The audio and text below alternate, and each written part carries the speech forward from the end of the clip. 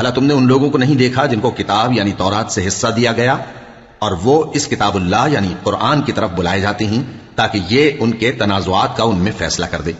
تو ایک فریق ان میں سے پھر جاتا ہے اور منہ پھیر لیتا ہے، یہ اس لیے کہ یہ اس بات کے قائل ہیں کہ دوزخ کی آگ ہمیں چند روز کے سوا چھو ہی نہیں سکے گی، اور جو کچھ یہ دین کے بارے میں بہتان باندھتے رہے ہیں اس نے ان کو دھوکے میں ڈال رکھا ہے۔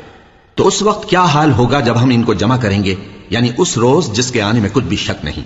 اور ہر نفس اپنے اعمال کا پورا پورا بدلہ پائے گا اور ان پر ظلم نہیں کیا جائے گا۔ کہو کہ اے اللہ، اے بادشاہی کے مالک، تو جس کو چاہے بادشاہی بخشے اور جس سے چاہے بادشاہی چھین لے،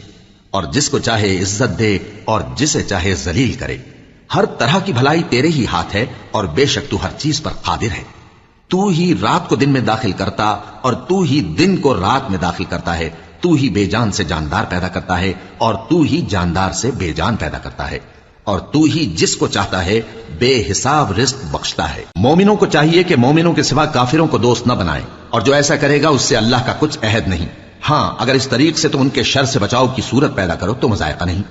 اور اللہ تم کو اپنے غضب سے ڈراتا ہے اور اللہ ہی کی طرف تم کو لوٹ کر جانا ہے۔ اے پیغمبر، لوگوں سے کہہ دو کہ کوئی بات تم اپنے دلوں میں مخفی رکھو یا اسے ظاہر کرو، اللہ اس کو جانتا ہے، اور جو کچھ آسمانوں میں اور جو کچھ زمین میں ہے اس کو سب کی خبر ہے، اور وہ ہر چیز پر قادر ہے۔ جس دن ہر شخص اپنی کی ہوئی نیکی کو موجود پالے گا اور اپنی برائی کو بھی دیکھ لے گا تو آرزو کرے گا کہ اے کاش اس میں اور اس برائی میں دور کی مسافت ہو جاتی، اور اللہ تم کو اپنے غضب سے ڈراتا ہے اور اللہ اپنے بندوں پر نہایت مہربان ہے۔ اے پیغمبر، لوگوں سے کہہ دو کہ اگر تم اللہ کو دوست رکھتے ہو تو میری پیروی کرو، اللہ بھی تمہیں دوست رکھے گا اور تمہارے گناہ معاف کر دے گا، اور اللہ بخشنے والا ہے، مہربان ہے۔ کہہ دو کہ اللہ اور اس کے رسول کا حکم مانو، بس اگر وہ نہ مانے تو اللہ بھی کافروں کو دوست نہیں رکھتا۔ اللہ نے آدم اور نوح اور خاندان ابراہیم اور خاندان عمران کو تمام جہان کے لوگوں میں سے منتخب فرمایا تھا، ان میں سے بعض کی اولاد تھے، اور اللہ سننے والا ہے، جاننے والا ہے۔ وہ وقت یاد کرنے کے لائق ہے جب عمران کی بیوی نے کہا کہ اے پروردگار، جو بچہ میرے پیٹ میں ہے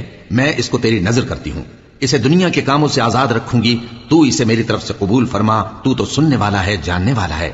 پھر جب ان کے ہاں بچہ پیدا ہوا تو کہنے لگیں کہ پروردگار، میرے تو لڑکی ہوئی ہے، جبکہ اللہ خوب جانتا تھا جو ان کے ہاں ولادت ہوئی تھی، اور نہ ہوتا لڑکا مانند اس لڑکی کے۔ اور کہنے لگیں میں نے اس کا نام مریم رکھا ہے، اور میں اس کو اور اس کی اولاد کو شیطان مردود سے تیری پناہ میں دیتی ہوں۔ تو اس کے پروردگار نے اس کو پسندیدگی کے ساتھ قبول فرمایا اور اسے اچھی طرح پرورش کیا، اور زکریا کو اس کا کفیل بنایا۔ زکریا جب کبھی عبادت گاہ میں اس کے پاس جاتے تو اس کے پاس کھانا پاتے۔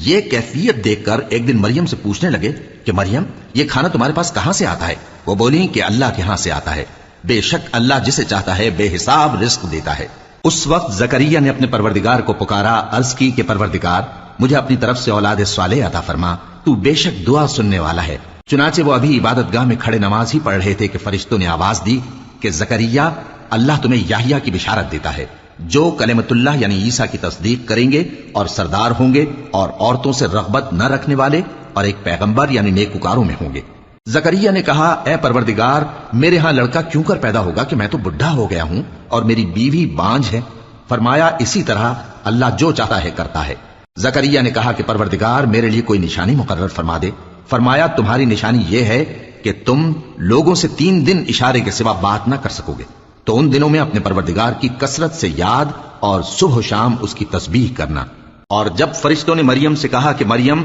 اللہ نے تم کو برگزیدہ کیا ہے اور تمہیں پاک بنایا ہے اور دنیا جہان کی عورتوں میں سے تم کو منتخب کیا ہے، اے مریم، اپنے پروردگار کی فرما برداری کرنا اور سجدہ کرنا اور رکوع کرنے والوں کے ساتھ رکوع کرنا۔ اے نبی، یہ باتیں اخبار غیب میں سے ہیں جو ہم تمہارے پاس بھیجتے ہیں۔ اور جب وہ لوگ اپنے قلم بطور قرعہ ڈال رہے تھے کہ مریم کا کفیل کون بنے تو تم ان کے پاس نہیں تھے، اور نہ اس وقت ہی ان کے پاس تھے جب وہ آپس میں جھگڑ رہے تھے۔ وہ وقت بھی یاد کرنے کے لائق ہے جب فرشتوں نے مریم سے کہا کہ مریم، اللہ تم کو اپنی طرف سے ایک کلمے کی بشارت دیتا ہے جس کا نام مسیح اور مشہور عیسیٰ ابن مریم ہوگا، اور جو دنیا اور آخرت میں آبرو مند اور مقربین میں سے ہوگا،